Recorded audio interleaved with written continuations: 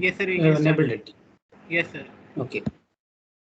So today we will do a small extension to what we had discussed earlier, the concept of absolute velocity and how we have to use in context with the Newton's laws. So we'll be basically looking at the second law of motion, where force equals to ma. That is what is usually useful in describing the dynamics of our, at least the translatory dynamics of the system. So force is a derived concept. It depends on the movement and the inertia. So basically we have to understand what is the concept of mass and then the motion. That is the double derivative basically. That's what we are saying about. And then mass we assume to be a primitive concept. These are our assumptions we are making. The Newton's second law, as we all know, is stated by this force equals to ma. We should be very careful when we say what is this acceleration. The acceleration should be the absolute acceleration. Only when we take absolute acceleration, this law will hold for us. Otherwise, what we obtain is the pseudo forces. So force is something usually defined as degree to which the motion is altered, which we have already heard of it in the physics, basic physics. And when what we talk about acceleration here is the absolute acceleration measured with respect to absolute or inertial frame. Usually, it need not be, the reference frame need not be same, except that it should be the absolute acceleration. It can be represented in any frame, but usually it is represented in the inertial frame. The units are kg meters per second square. These are the standard things which we already have come across. So 1 Newton basically means how much force is required so that the body of mass 1 kg can obtain 1 meter per second square. That is what is defined as 1 Newton.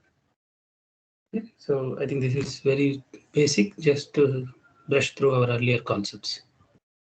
So now let us look at something additional. There is something called impulse of a force.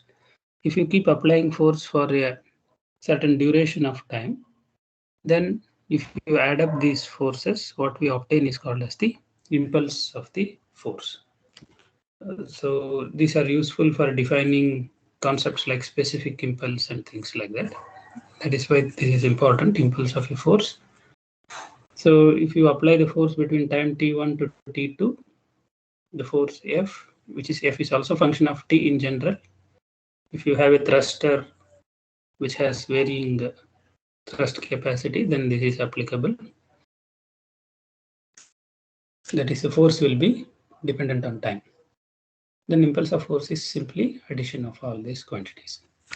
In general, impulse of a force is given by mass into acceleration. Usually mass is changing with respect to time. The reason is, in a rocket, as you fire the thruster, the mass is changing. But if you use ion thrusters or something, the variation in mass is very less. So sometimes you can neglect that. So in general, you have this expression mass into dV by dt. If mass is constant over a time, that was the assumption we made, but that is usually not true for lower stages of your rocket. Only for ion thrust, electrical Hall thrusters, the mass variation is very, very small. So in that particular case, you can assume mass to be constant or approximately constant over a period of time.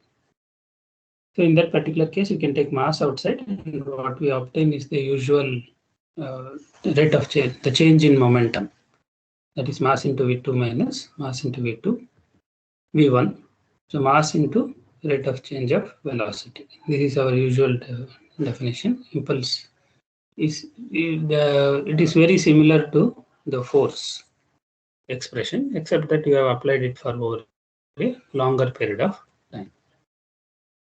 So the net impulse is basically mass into delta V, which is also the change in momentum of a vehicle. So this is your net impulse. You have applied it for over a period of time.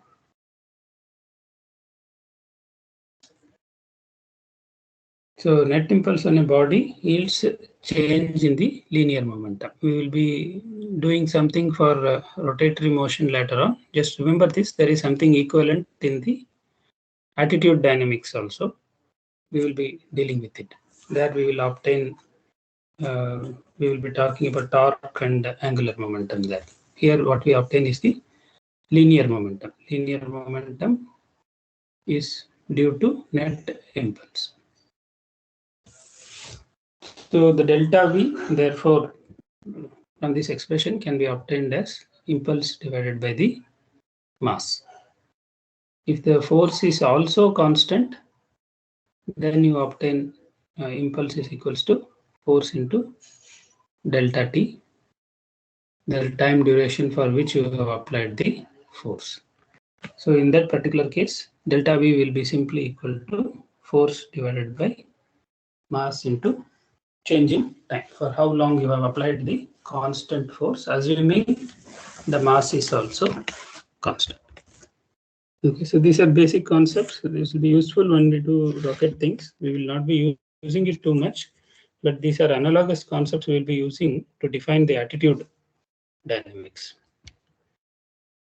Okay, only when you write down the translation expressions, these will be useful. These concepts of delta V, how much change in velocity one needs to apply, and corresponding to that, what is the force required, or the vice versa. If you know that your thruster has certain capability, then what is the change in velocity that one can obtain by such a thruster? For those purposes, these computations are useful. Are there any questions here? These are just very basic concepts. Okay, so I'm not even talking about applications too much here.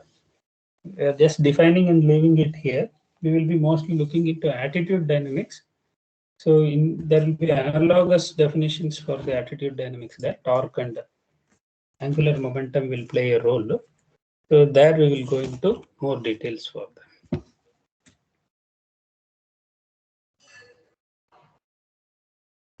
No questions. Yeah, thank you. So now let us go to the definitions of this torque. So when we say torque, it is the moment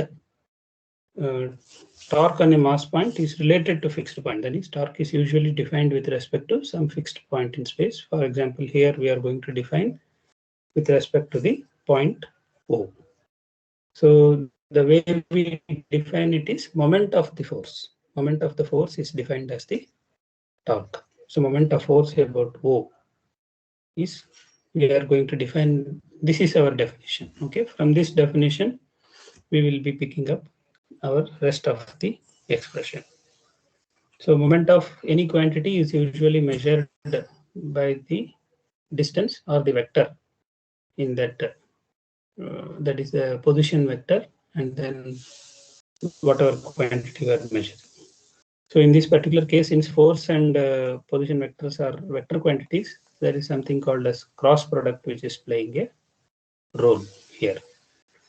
So the torque is felt along the orthogonal direction to the R and M. Let us look at the definition. Let us see the moment. So this is a mathematical definition. That is R cross F. So if you know the force is acting on a mass of M or some particle P, and then it is having a position vector of R with respect to the point O, then with respect to the point O, so the net moment is defined as this quantity. So this is a definition, so you should be very careful and remember them for longer period of time. So from this definition, we will be extracting out so many concepts later on. So all of them are derived from this. So therefore, force we already know is given by our earlier expression, mass into acceleration, or acceleration itself is given by mass into derivative of the velocity or rate of change of the velocity. So if you assume mass to be constant, if you have a thruster and suppose the mass is constant for this particular case, then some of the definitions that we are going to derive will follow. So let us see how we can simplify or look at this expression in a different way. For that, let us consider this derivative of R cross MV. So when we consider this derivative of R cross MV, we will notice that one of the expression, the second term on the right hand side, R cross M dV by dt, is same as R cross M dV by dt for your moment of net force about a point. And further, you notice that you have dr by dt. So what is dr by dt?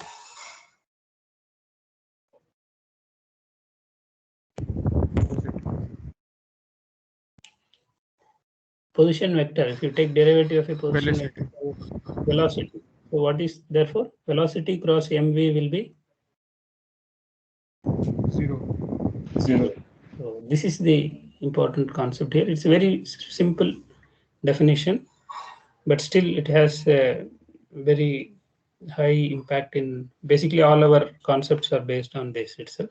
So therefore, torque is nothing but derivative of R cross mv.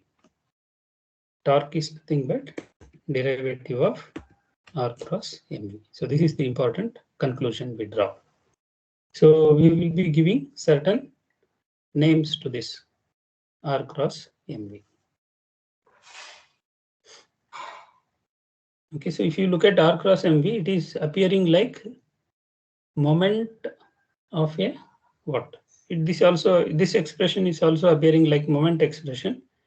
This was moment of a force, and this is moment of momentum. Linear momentum. Linear momentum. That's all. Yes. So we have torque equals to derivative of R cross mv, where R cross mv itself is defined as the angular momentum. That is, moment of a linear momentum is called as the angular momentum. Moment of linear force, you could have called it as angular force or the torque. Moment of linear momentum is your angular momentum now. This is called as the angular momentum because of this mass is there. So we give this notation H for R cross mv, that is your angular momentum, and obtain the standard expression which you might have studied some time back. That is moment of a linear force is, or the torque is equal to rate of change of angular momentum. So this is one of the important expression which will appear again and again. So moment of net force about O, which is nothing but our definition of torque, is the derivative of the angular momentum about O. Is this clear? This is an important definition. From the definition, we have made this derivative, derived this expression. See, most of the things you may already know. This is only putting things in the context so that we have to know what we are assuming and what we are deriving out of it.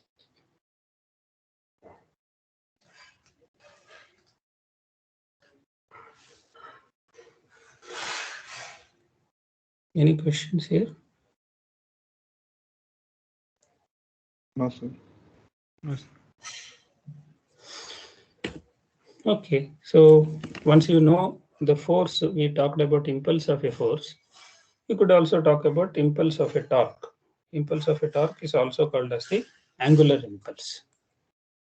So it is defined as integration of your torque over a period of time t1 and t2. So we already know that the torque is given by this th not by dt.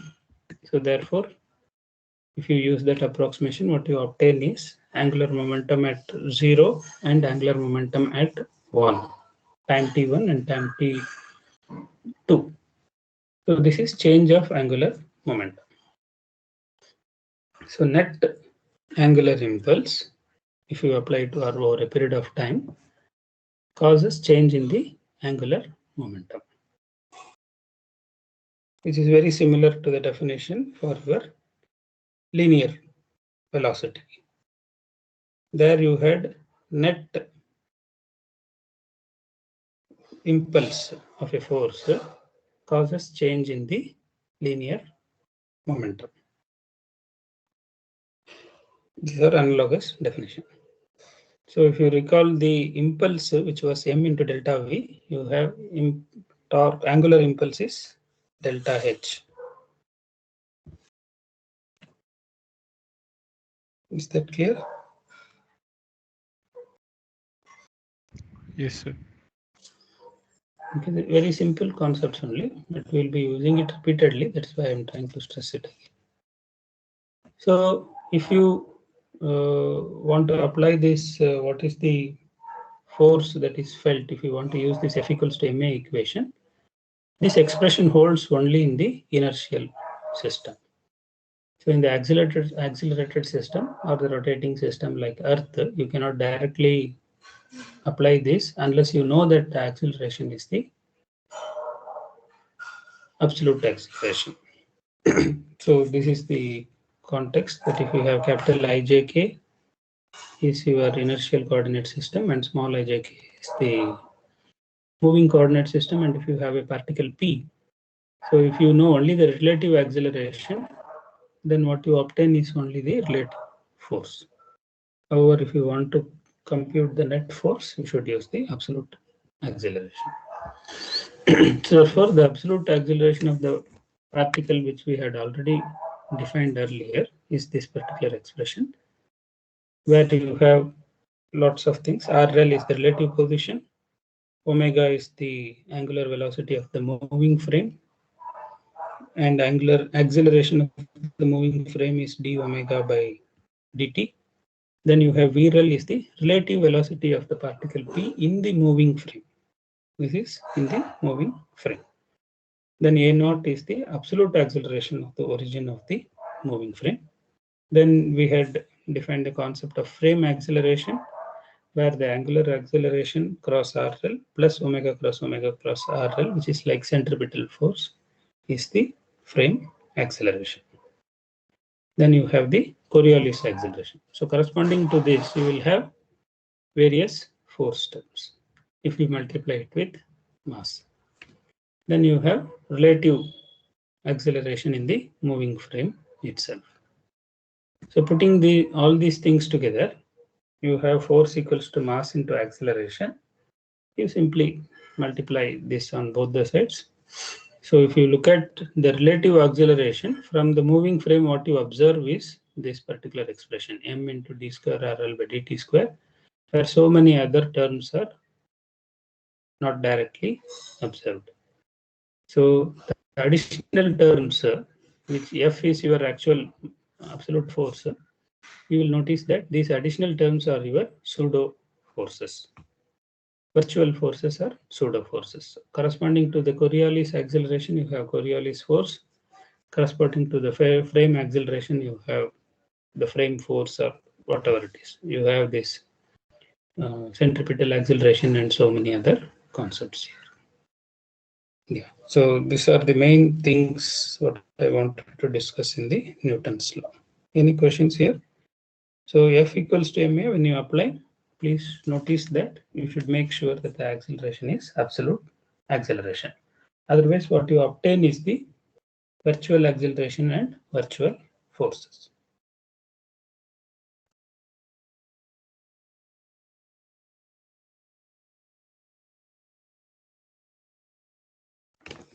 Any questions here?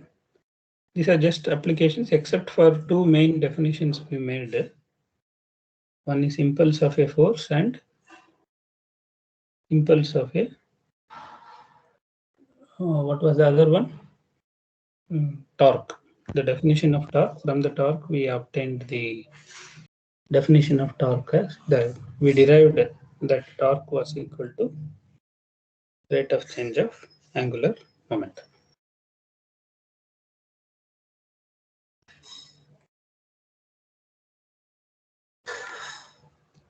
Any questions? No, sir.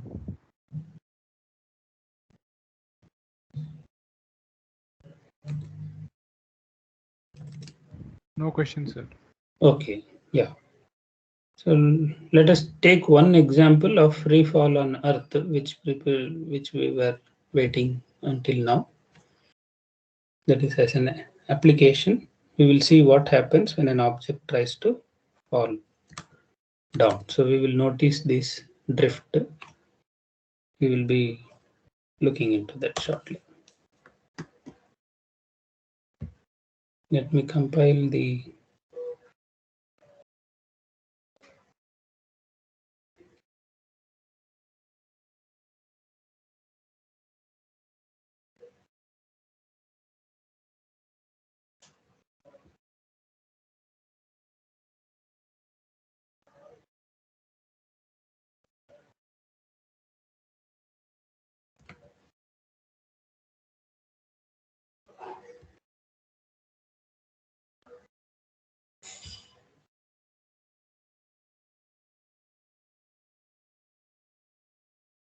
okay, here we are.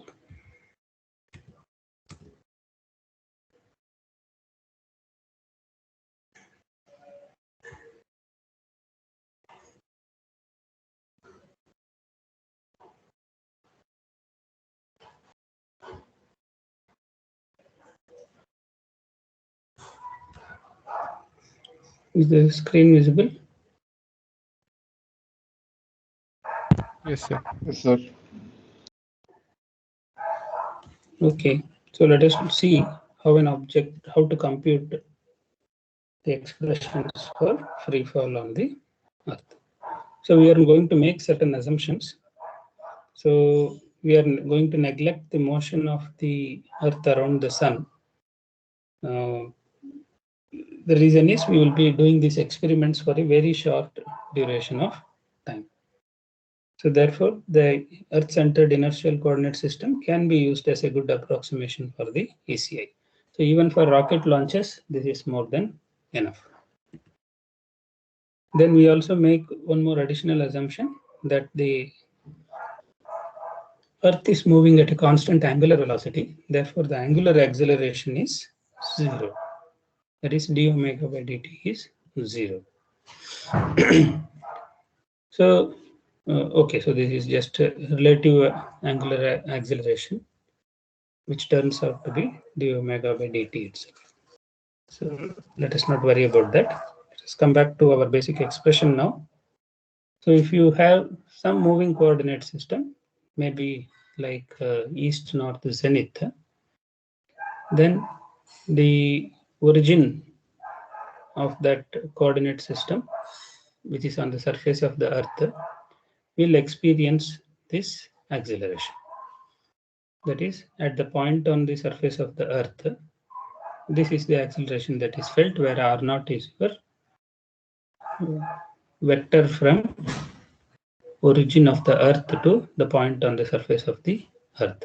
R0 is your position vector on the surface of the Earth, wherever the object is located. So you will notice that you have that relative acceleration. Then you have d omega by dt cross r0, Coriolis acceleration, and centripetal. So which term is missing here?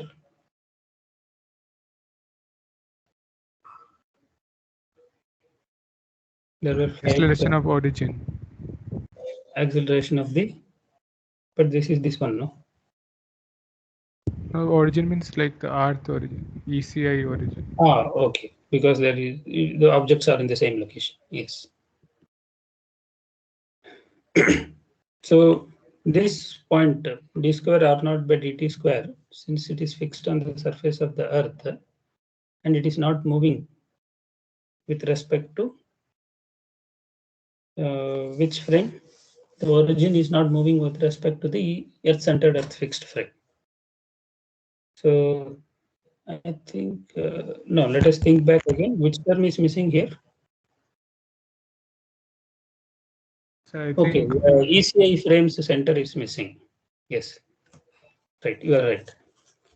So in this particular case, if a point is fixed on the surface of the Earth, even that point has no relative motion with respect to the ECEF, that is the Earth-centered Earth-fixed frame. So what is the Earth-centered Earth-fixed frame? Can one of you tell where is the x-axis? Greenwich. Very good. Yeah, line joining the center to the Greenwich along the equator. That's enough. If you remember one, remaining things are standard. The z-axis is the axis of rotation. Then the y-axis will complete the coordinate system. So even any point on the surface of the Earth has a zero motion. So therefore, even that quantity is zero. In addition to that, there is no acceleration as well as no velocity. So there are multiple terms which are going to be zero. In addition to that, the angular acceleration is also zero, d omega by dt. So therefore, what you obtain is, if you have a point on the surface of the Earth, that point always experiences this acceleration.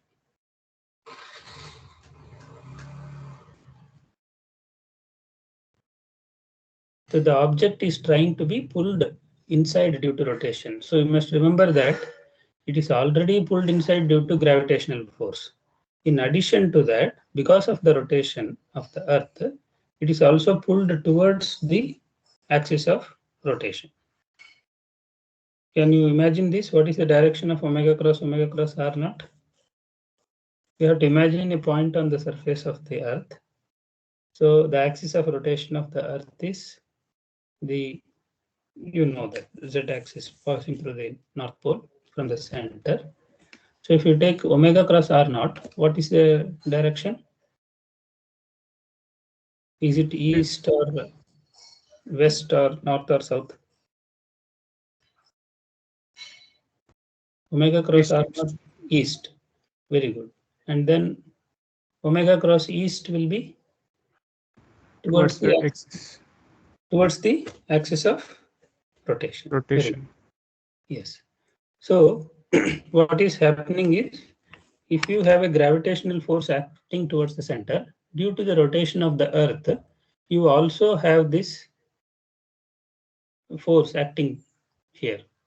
So in the case of object lying on the equator, you will see that the object is heavier. Should it be heavier or lighter?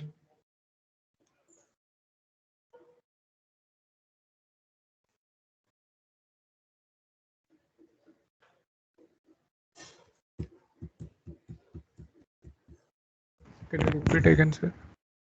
If you have an object on the equator, so this force will be along the line joining the object to the axis of rotation, which means since the object is in the equator, it is towards the center of the Earth only. Yes? Yes, so sir. therefore it appears that object on the equator should be heavy, no? Is that right?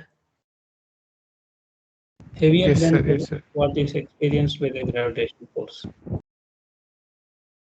But intuition says that if you are on a spinning wheel, you will be trending to be thrown outside. So how do you account for that?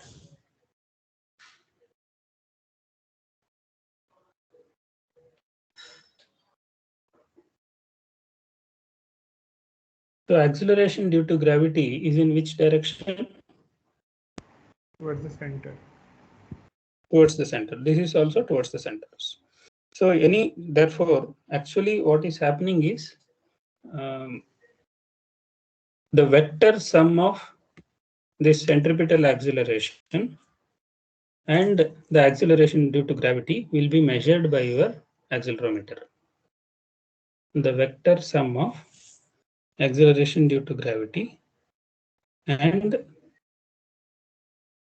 the centripetal force, depending on the latitude of the location, is measured by your accelerometer. There is the acceleration due to gravity. Is it towards the center of the Earth? See, geometric center and the mass center are different because Earth is not uniform. So that is why we have something called as the geodetic. That is one picture you should have. So Earth is also flat at the top. So the center of the Earth need not be the action along which the gravitational force is acting. Then you also have the non-uniformity of the Earth and then rotation of the Earth. So it's in order to write very precise equations, all this information should be available. Actually, these models are available. We are not going to discuss that. I'm just mentioning it. We are only discussing only the basic concepts. So all other concepts can be added on top of this. So this number is an important number. That is, the acceleration is actually lesser. Sorry, not lesser. There are additional acceleration vectors that has to be considered when you are looking at the accelerometer measurements. Okay, so let us now compute the Newton's law in the ECI frame. In the ECI frame, if you wish to compute relative to the ENZ frame, that is, if you have the components measured in that, then this force dm, this is your relative force, is absolute force minus all your virtual things. So this is what we have now. Force minus m into A0, where A0 is the origin of your ENZ system, minus mass into angular acceleration cross RL. Everywhere you have multiplied by mass. That's all. So F is actually, A is absolute acceleration. You have multiplied it by mass. Therefore, it is appearing as F. So this is the expression we use there. So if an object, so this is what we are observing, okay, on the surface of the Earth, d square RL by dt square is what you observe when you see an object falling or moving. So therefore, you can see that it is simply not F equals to ma. You have so many other terms which are occurring. So these terms have to be accounted for. Let us see how the object moves when these terms are also utilized. So is that clear? That is, if you have an object moving with respect to an observer on surface of the Earth, you have to use this force law, what is expressed here. Not F equals to ma. That would have been only this m into d square by dt square RL. But that is not the one we have to use. We have to use additional terms due to rotation of the Earth. Of course, some of the terms will become zero, that we will shortly see.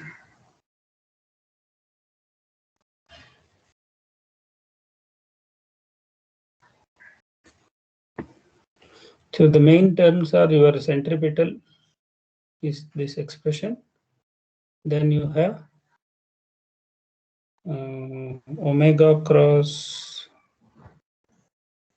This is your. This is also centripetal related to what is this? This is due to origin, and this is due to the location of the particle.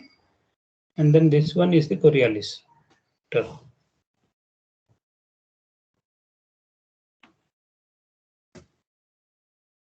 I think we have already set d omega by dt to 0 here. Yes.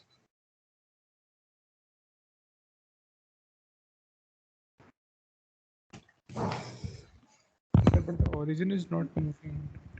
So the origin here is the ENZ origin or the ECI origin, sir? This is ENZ origin. These are not. You are standing on surface of Earth and you are observing a particle moving around relative to your coordinate system. Like, for example, free fall. Free fall is one example, or the rocket's motion with respect to given location on surface of the Earth. So this is the equation we have to use. This is not with respect to ECI. If you are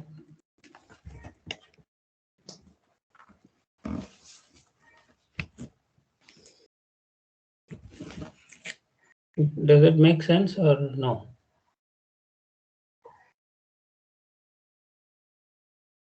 Basically, we're describing the motion with respect to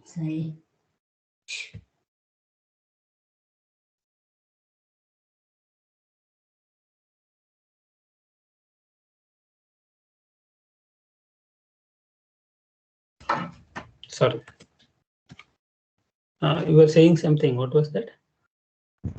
Sir, the Newton's law, it should be applied in the inertial frame, but we are measuring everything with respect to ENZ frame, which is not inertial. Right. Therefore, we have subtracted all the terms here. Okay. So F equals to ma is applicable to absolute acceleration. Absolute acceleration has those 5 terms. If you are measuring, if you are doing some work in the relative frame or the moving frame, then you have to use all those 5 terms for the acceleration and apply F equals to ma. Since your interest is movement with respect to your location, you would take all the other quantities to the other side. That's all. Okay. Okay. So let us write down some equations. No, maybe we will do it in the next class. Okay. Yeah, we will stop it. So next class we will be writing down that G equation and then continuing.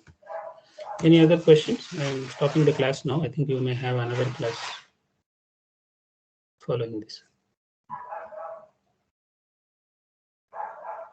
Class is over. So I'm just waiting. If you have any questions, you can ask. Otherwise, we can stop the class. Okay. Sir, can you enable the slides? I will do that. Thank you for mentioning. I had some difficulties yesterday with the Moodle. I was not able to log in. I will do it today.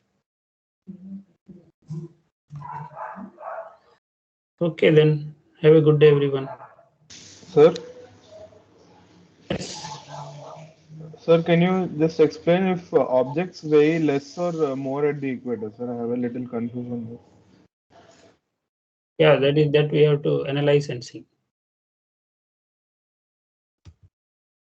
If you look at this expression, what do you see? I have not explained that, okay? I have just made you confused you so that you will go back and think about it. Okay, sir. If you are confused, it will help you to think. Otherwise, we simply accept what is told. No? So that's why I just confused you.